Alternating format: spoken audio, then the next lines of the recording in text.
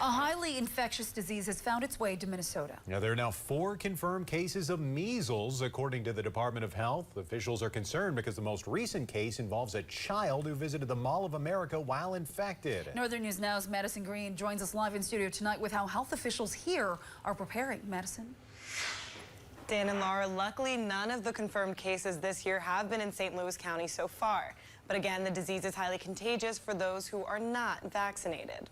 The most recent confirmed case of measles in Minnesota involves an unvaccinated child who was at the Mall of America while infected on May 24th. According to Susie Van Norman with St. Louis County Public Health and Human Services, 1 dose of the vaccine is 93% effective and 2 is 97%.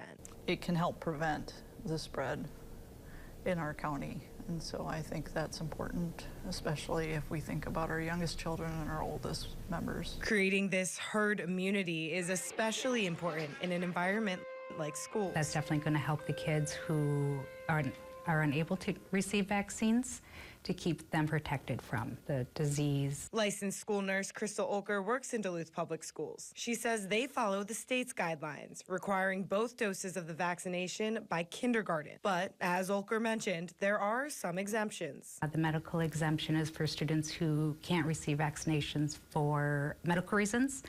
The non-medical exemption is, parents sign and notarize a form saying that immunizations are against their beliefs. Children under 5 and adults over 20 are most vulnerable to the disease, something Olker says to keep in mind as travel increases during the summer. Frequent hand washing, making sure you're eating well, you're hydrated, you're getting good sleep, and checking out rates of illness in the area you're going to can help you be on alert.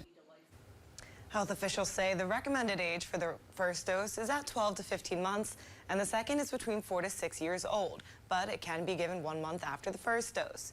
We have more information about vaccination rates on our website. All right, Madison, thank you.